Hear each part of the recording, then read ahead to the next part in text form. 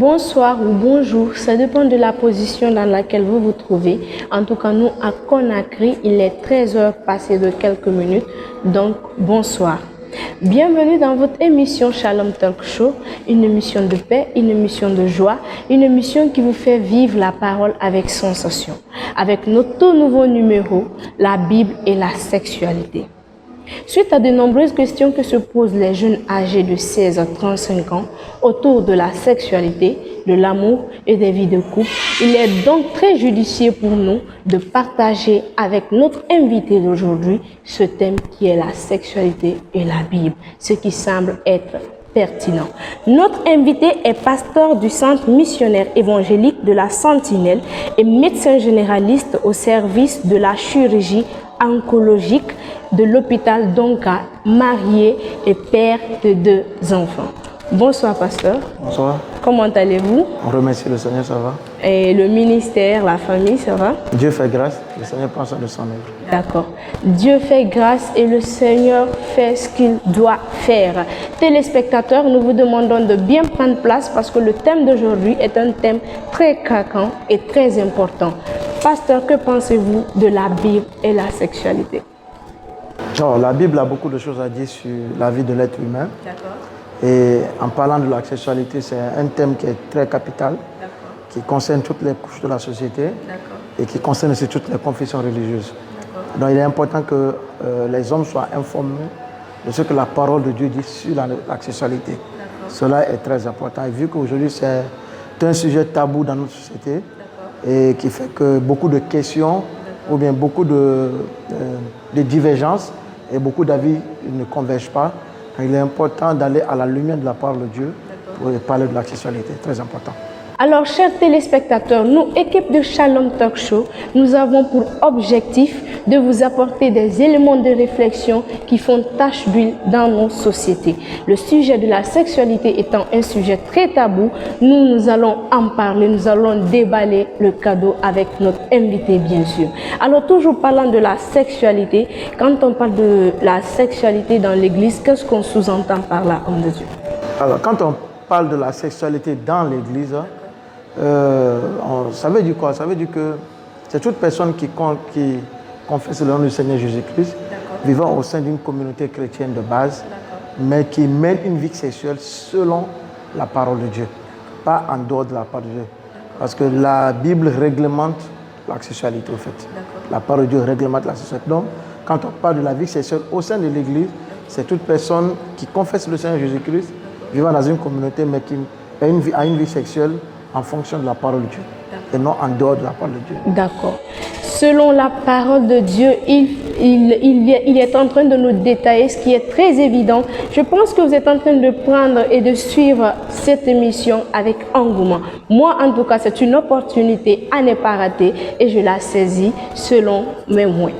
D'accord, homme de Dieu, et nous allons parler toujours de la sexualité dans un sens plus large parce que nous savons que dans l'église, ça cause pas mal de problèmes. Les gens se demandent est-ce que avoir le sexe est un péché? Est-ce que avoir le sexe avant ou après le mariage? Je ne sais pas. Mais souvent, les jeunes se demandent est-ce qu'avoir le sexe avant le mariage est un péché? Donc, on veut savoir ce soir sur ce plateau, bien sûr. Bon, à l'origine, Dieu a institué les relations sexuelles, non pas pour les célibataires, mais pour ceux qui sont mariés. Dans le livre de Genèse, chapitre 1 et le chapitre 2, Dieu va donner une instruction à l'homme et à la femme, dit multipliez-vous et soyez féconds. On ne peut pas parler de multiplication pour être fécond sans rapport sexuel. Et cela veut dire qu'il parlait à un couple, à Adam et Ève, un couple que lui-même, le mariage que lui-même l'a institué. Donc toute relation sexuelle en dehors du mariage est appelée la fornication. Pourquoi? Parce que dans l'historique de la parole de Dieu, il faut dire que quand 2 personnes veulent se marier, c'est lorsque un père accepte de donner sa fille en mariage officiellement que la personne est autorisée à connaître cette femme. Et cela a été le cas de Jacob et Léa et Rachel. Jacob a travaillé pendant 7 ans. À la 7e année, on l'a donné Léa. Il l'a épousée et la même il a connu sa femme. Parce qu'un père a donné son accord. Maintenant, les gens qui vont faire les rapports sexuels en dehors de l'accord des parents, c'est un péché parce qu'aucun père n'a donné son accord. Donc c'est un péché, on appelle ça la fornication. D'accord.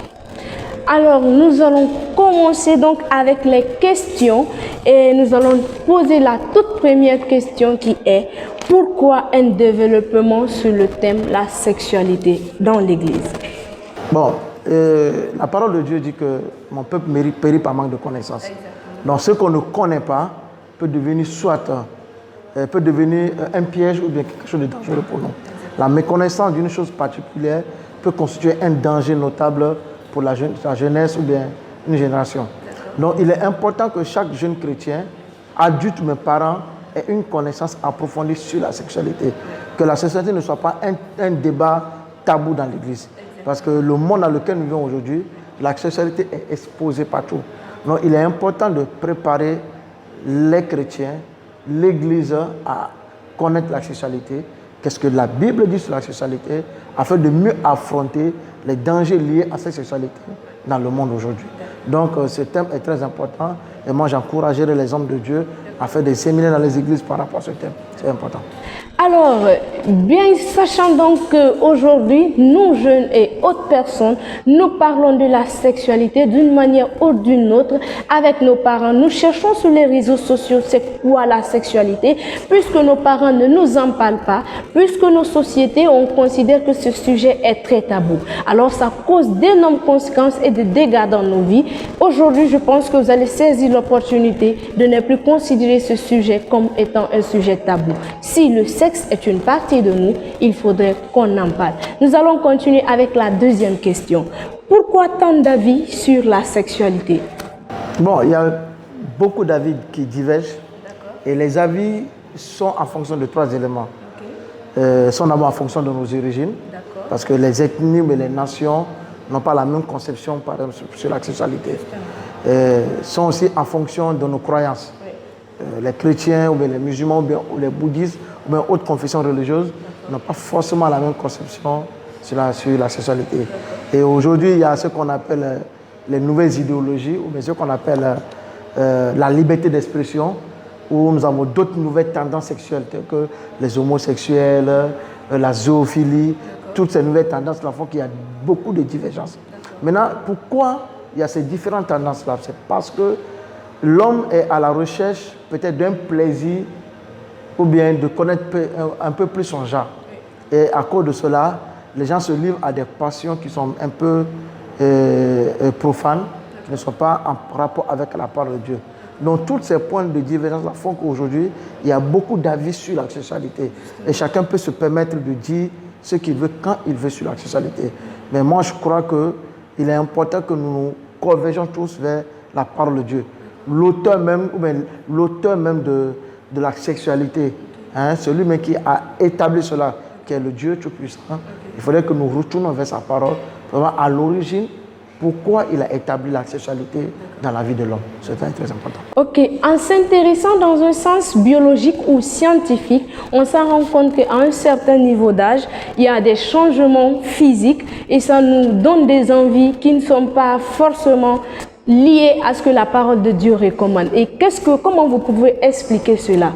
Parce que souvent on peut arriver, et ça peut arriver, on est assis, on a des sensations, on a des envies, voilà, d'avoir un contact sexuel, soit avec un frère ou avec une soeur, où nous sommes on peut appeler si nous sommes fiancés bien sûr. Comment expliquer cela ou comment s'y prendre face à cette situation? Bon, c'est une très bonne question et c'est le combat auquel beaucoup de personnes aujourd'hui font face. D'accord. Alors, l'homme est un être sexué et libidoné, c'est-à-dire qu'il y a ce qu'on appelle la libido, mais qu'il y a des désirs sexuels. Donc, arrivé à un moment de notre vie qu'on appelle l'âge de la puberté, nous développons ce qu'on appelle les caractères sexuels secondaires. Chez la femme, c'est les seins, comme on appelle les rondeurs. Chez l'homme, c'est la voix rauque, c'est avoir la barbe. Et au niveau, il y a comme on appelle les poils qui commencent à pousser au niveau du pubis. Donc, notre corps et notre organisme reçoit une décharge d'hormones. Okay. Donc, ça veut dire que nous commençons à rentrer dans une vie, dans une autre phase de notre vie. Donc, en ce instant précis, c'est tout à fait normal que l'homme ait des désirs sexuels. Okay. Parce que ce n'est que le processus normal de ce beau corps-là que Dieu a créé. Maintenant, succomber au désir sexuel, c'est ce qui devient un péché. Hein? Dieu a dit à Caïn, il dit que le péché est couché à la porte de ton cœur. Mais domine-la. Cela veut dire qu'on peut avoir des désirs sexuels et c'est tout à fait normal parce que nous sommes dans une phase donnée de notre vie où ces désirs sont là et qui prouve que réellement nous sommes en bonne santé, que nous sommes allés à une autre phase de notre vie. Mais nous devons apprendre à dominer sur nous. Et l'un des fruits du Saint-Esprit, c'est ça, c'est de dominer sur ces désirs sexuels-là. Nous avons un aide qu'on appelle le Saint-Esprit qui vient nous aider dans ce combat-là. Donc, quand ce temps-là arrive, je crois qu'il faut se retourner vers le Seigneur, il faut se tourner vers la parole de Dieu afin de ne pas succomber à la tentation.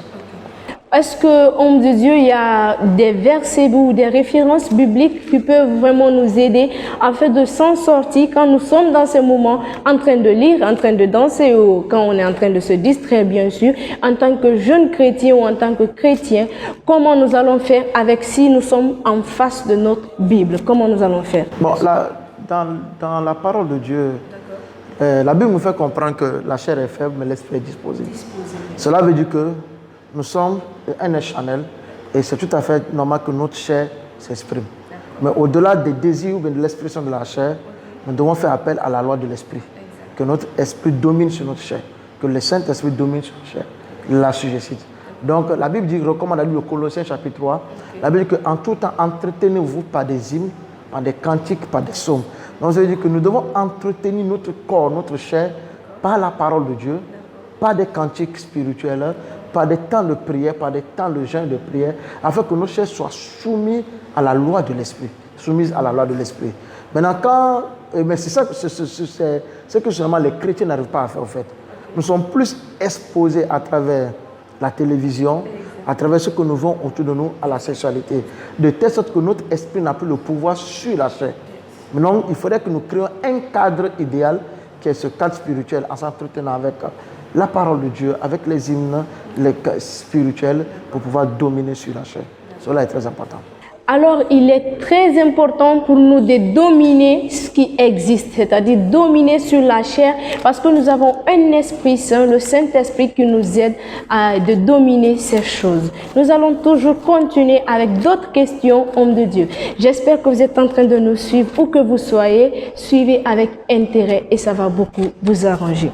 Nous allons continuer avec la troisième question. Où commence la sexualité dans le sens biblique? Alors, la sexualité est avant toute chose la volonté parfaite de Dieu. Elle n'est pas la volonté permissive. Et elle commence dans le livre de Genèse chapitre 1 verset 27. Dieu dit à l'homme, il dit faisons l'homme à notre image et à notre semblable. Il dit donne le pouvoir à l'homme de se multiplier et de dominer sur la création. Et comme je l'ai dit tantôt, on ne peut pas se multiplier s'il n'y a pas un rapport sexuel. On ne peut pas se multiplier s'il n'y a pas de sexualité. Donc la sexualité a commencé là-bas, dans le livre de Genèse, à la création elle-même. Donc c'est le plan parfait de Dieu. Et au fur et à mesure de l'évolution de l'humanité, cette sexualité s'est accrue parce que dans Genèse chapitre 4, la Bible va dire quoi? Que Adam a connu sa femme Ève et elle a enfanté un fils qu'elle a donné Caïn. Après on dit il connut encore sa femme et elle a enfanté un fils qui donne Abel. Donc on a vu qu'on voit que la sexualité était depuis la Genèse, depuis la création. Alors, chers téléspectateurs, nous allons marquer une courte pause. Nous allons permettre à la publicité de passer et nous allons vous revenir dans un court instant. Vous avez envie de vous divertir en couple, seul, en famille. Vous avez besoin d'un local pour organiser vos dîners et réceptions, tout en ayant une qualité nutritionnelle exceptionnelle selon votre régime. Plus de soucis, Viviane Fast Food est le meilleur des temps. Il dispose d'une piscine avec un menu selon vos goûts et selon vos finances. Il évolue également dans le service traiteur, festin, anniversaire, mariage, enterrement de vie de jeunes filles, after work, avec un personnel accueillant. Viviane Fast Food, situé à la Minière à côté de l'ex-collège Silla Lamine, dans l'enceinte de l'hôtel Résidence Le Miel. Pour plus d'informations, veuillez contacter le 624 35 46 19.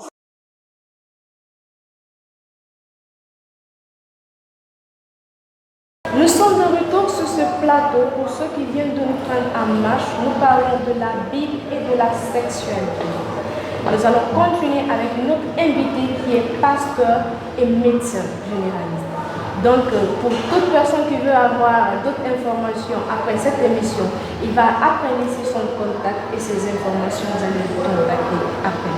Homme de Dieu, la Bible nous parle dans le livre de Genèse 4, verset 1, que Adam connut Ève, sa femme, et elle conçut et enfanta Caïn.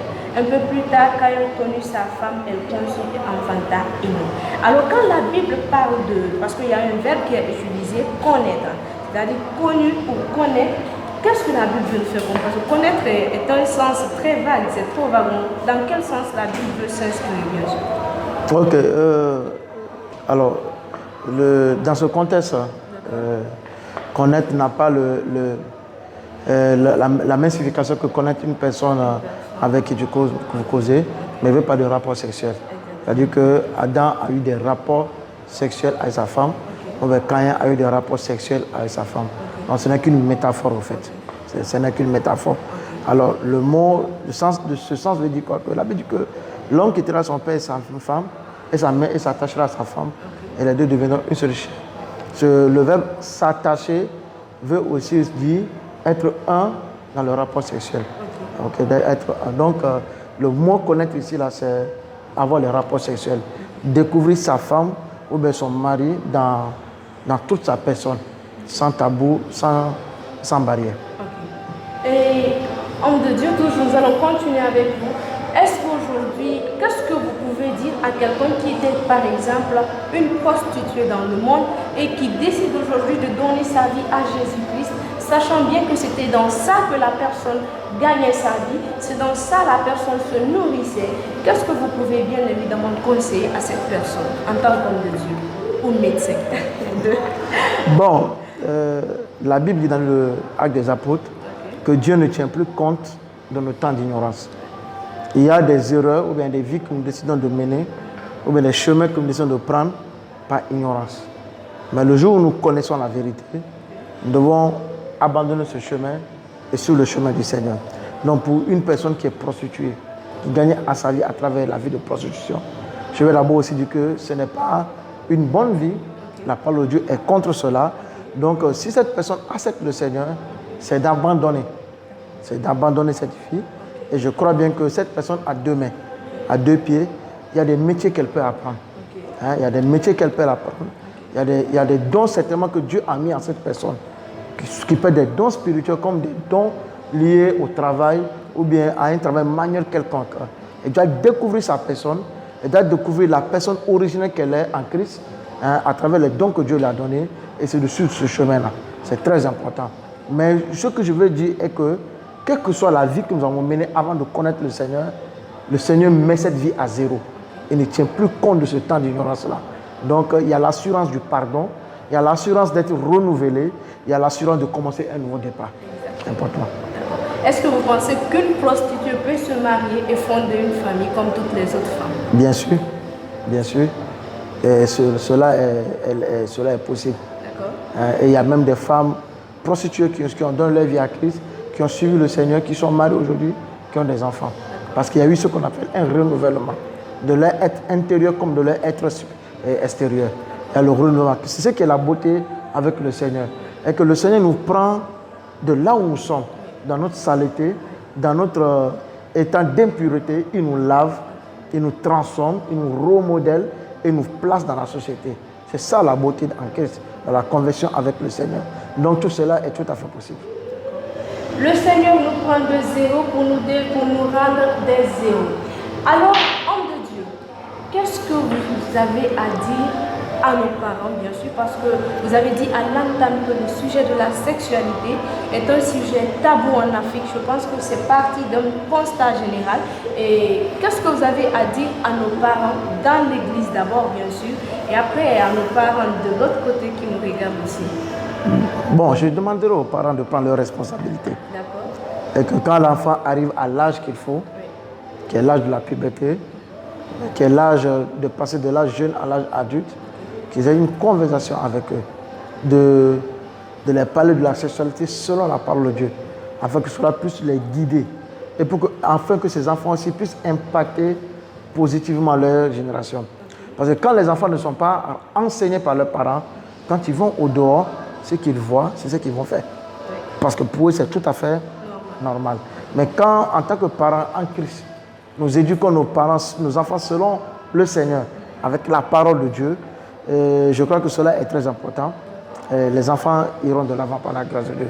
Donc je demanderai aux parents de prendre leurs responsabilités, de ne pas avoir honte, de ne pas se dire non, ça c'est pas pour eux encore. Non, c'est le bon moment de les éduquer. Dès l'âge de la puberté, c'est le bon moment de les faire asseoir. Ma fille, mon fils, ce que la Bible dit sur la sexualité, tu seras confronté à ça partout où tu iras, soit à l'école, avec tes amis, à l'université avec tes amis, là où tu iras travailler. Mais voici ce que la parole de Dieu dit. Et je crois que l'enfant va retenir cela et l'enfant va essayer par l'aide du Saint-Esprit marcher selon la parole de Dieu. Cela est très important. Parce que de nature, les enfants, ils sont très curieux. Donc, ils se posent pas mal de questions en disant comment je suis venu sur terre, est-ce que je suis tombé du ciel. Donc, nous, les parents, ou encore vous, les parents, vous avez le plein droit d'enseigner vos enfants la parole de Dieu. Non seulement la parole de Dieu, mais aussi tout ce qui concerne la sexualité. Homme de Dieu, qu'est-ce que vous avez aussi à dire si on peut dire, aux hommes de Dieu, bien sûr, dans les églises, parce qu'on pense que dans nos églises, on ne parle que de la sexualité aux mariés, et nous, les jeunes, on nous classe dans les oubliettes. Qu'est-ce que vous avez à dire aux hommes de Dieu? Bon, en fait, il faut reconnaître que la sexualité est un problème dans l'église aujourd'hui. Okay. Et il y a beaucoup d'opinions qui divergent. Mais je crois qu'il est important que les hommes de Dieu puissent enseigner la couche juvénile de l'église, mariés ou pas, sur la question de sexualité en fonction de la parole de Dieu, afin que les jeunes soient mieux équipés à affronter ce problème de la société aujourd'hui. Donc il est important pas simplement de se baser sur les mariés. Bon, il y a des cours qu'on ne peut pas donner aux jeunes qui ne sont pas encore mariés, mais sur ce que la Bible dit sur la sexualité, les limites que la Bible impose à ne pas franchir, on doit les enseigner aux jeunes qui sont soit mariés ou non pas mariés. Voilà. Parce que parlant de ça, vous savez, il est très important d'en parler et les gens se fient sur le fait qu'on dit souvent il n'y a pas de divorce quand nous sommes chrétiens, quand nous sommes mariés, et les gens ne sont pas sexuellement préparés. Vous allez voir des couples chrétiens, ils se sont mariés mais ils ont honte l'un à l'autre et ça ne fonctionne pas, mais parce que c'est dit qu'on ne doit pas divorcer, il reste. Est-ce que, je ne sais pas, comment vous expliquer ce fondement? Bon, vous savez, en matière de sexualité, les gens, les jeunes mariés ou les couples doivent se découvrir au fur et à mesure. Et il faut dire que de part et d'autre, qu'il y ait des concessions.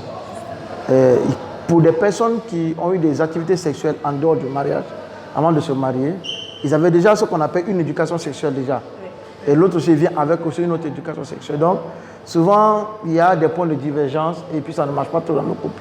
C'est pourquoi, dans la stratégie de l'Église aujourd'hui, on essaie de préparer les futurs mariés dans cet aspect aussi. Qu'ils aient le temps de parler avant le mariage. Ils aient le temps de se dire certaines vérités. Ils aient le temps, chacun, d'avouer ses désirs ou bien ses fantasmes. Pourquoi? Parce que le mariage, la relation sexuelle est le point culminant, le point central même du mariage. Ce qui différencie un frère et une sœur de l'église et de deux mariés, ce sont les rapports sexuels. C'est ça en fait, c'est ça le rapport sexuel. Donc, et un enseignement approfondi est appelé par rapport à ça. Mais en plus de l'enseignement, on encourage plus les futurs partenaires à parler, à se dire certaines vérités, où ils peuvent trouver des points d'attente. Voilà. Et souvent dans nos quartiers et dans nos points de rencontre, on aime souvent dire que aimer sans avoir le contact ou encore les contacts sexuels n'est pas de l'amour, c'est juste de l'amitié. Comment vous expliquez cela? Parce qu'il y a des frères à l'église, ils viennent carrément te dire je veux de toi en mariage, mais avant qu'on ne se marie, il faudrait que j'essaie d'abord. Est-ce que vraiment, voilà, on comprend ce qu'on veut dire? Donc, comment vous pouvez expliquer cela? Est-ce que c'est nécessaire ou voilà? Comme je viens de dire, le cas de Jacob est très important. Mais la Bible dit dans le livre des Exode que si un homme connaît une femme vierge, hein, sans avoir payé la dot, la Bible recommande que cet homme-là aille vers le père de la fille pour payer la dot qui lui est exigée. Comme, alors je prends le cas de Jacob par exemple, il est parti chez son beau-père chez son oncle là-bas. Il a travaillé pendant 7 ans pour marier Léa. C'est après les 7 ans, parce que les 7 ans étaient la dot, que le père de Léa lui a dit, ok, je donne ma fille pour le mariage. Donc, il y a cette personne-là, ou bien ce jeune homme qui va dire à une jeune fille dans le quartier, oh, écoute, tu sais à quoi, il faut d'abord que j'essaie de coucher avec toi pour voir, est-ce que le père de cette fille-là lui a donné l'autorisation de toucher à sa fille? C'est la question. Parce que c'est le père qui donne sa fille. Si le père a donné sa fille, c'est que le ciel aussi a accordé. Tant que le père n'a pas donné la fille, le ciel ne l'a pas accordé. C'est un péché. Et je me pose souvent la question, ces jeunes-là qui disent ça aujourd'hui, demain quand ils auront des filles, est-ce qu'eux ils vont accepter de pareilles choses? Ça jamais. Donc, ça ce n'est qu'une ruse de l'ennemi. C'est Dieu qui a institué le rapport sexuel dans le mariage. Et je sais que quels que soient nos lieux de provenance, nos origines, une fois dans le mariage avec le Seigneur, ça marchera. Ça marchera avec le Seigneur. Expérimentez aussi ce Dieu, parce que je vous rassure que vous n'allez pas retourner de la même manière dont vous êtes venu. C'est un Dieu formidable et merveilleux. Alors, homme de Dieu, et pour nos téléspectateurs qui désirent bien sûr vous rendre visite pour encore des requêtes de prière ou encore qui ont vraiment besoin d'avoir plus de détails, mais certainement pas avoir la timidité, qui veulent vous rencontrer personnellement, où et comment vous rencontrer? Bon, la mission, le centre missionnaire évangélique La Sentinelle, se trouve à Dixine, à la maison des jeunes de Dixine, sur la Corniche. Et on peut nous contacter au 623 80 07 30. C'est mon numéro personnel, le 623 80 07 et 30. Voilà. Et nous avons notre page Facebook, Centre missionnaire évangélique La Sentinelle. Voilà, où les cultes sont faits souvent en direct. Et vos jours de prière, c'est-à-dire? Nos jours de prière les vendredis soirs, à partir de 18h jusqu'à 20h30. Nous avons ce qu'on appelle le réservoir de Siloé. C'est un programme prophétique, la guérison, la restauration, la délivrance. Et les dimanches, nous avons notre culte d'action de grâce de 9h30 jusqu'à midi, par la grâce de toujours à Dixie. Voilà, nous avons d'autres annexes à Koya. Voilà. Ceux qui ne peuvent pas bien sûr se déplacer, qui habitent loin, voilà, c'est très important. Koya Benturaya, il y a Koya Batuya, il y a Kindia, il y a aussi Djubreka, par la grâce de Dieu. D'accord. Donc, ce sont les détails qu'il fallait vous donner. Vous avez besoin de prière, vous avez besoin d'éclaircissement. N'hésitez pas à le contacter. Il est là pour nous, surtout nous les jeunes. Il est là, comme vous pouvez déjà le constater, il est jeune, donc il est à notre entière disposition. Homme de Dieu, vos mots de fin, s'il vous plaît. Alors, ce que je veux dire est que Dieu a institué la sexualité pour 2 raisons. La première raison, c'est pour qu'il y ait la multiplication. Et la deuxième raison, c'est pour donner du plaisir dans le mariage. Donc, je vais inviter toute personne, tout qui nous suit, à avoir pour priorité le mariage aussi. Parce que le mariage nous conduit à une autre étape de la vie. C'est de découvrir les plaisirs de la sexualité selon la parole de Dieu. Donc cela est très important. Et j'encourage les jeunes à s'abstenir beaucoup avant le mariage. Et pour tout couple qui traverse des situations compliquées liées à la sexualité, la première des choses que je peux conseiller, c'est de parler. Le franc-parler va résoudre à 90% vos problèmes. Et la deuxième des choses, faire des concessions. Et le Seigneur fera le reste par la grâce de Dieu. Que le Seigneur vous bénisse abondamment. C'est sur ces mots que l'homme de Dieu finit son discours et dit la communication est très importante et très nécessaire. Alors, nous allons déjà lui souhaiter joyeux anniversaire. Hier, c'était son anniversaire. Désolé, on a oublié de commencer. Mais ce n'est pas grave. Homme de Dieu, joyeux anniversaire. Merci à beaucoup. vous. Et plus d'élévation, plus de sagesse, plus de maturité. Amen. Que Dieu vous garde pour nous, surtout les jeunes. Voilà. Qu'on faites plus de jours encore. Donc, chers téléspectateurs, nous vous disons merci. Et c'est ainsi qu'on fait cette émission. On se retrouve très bientôt.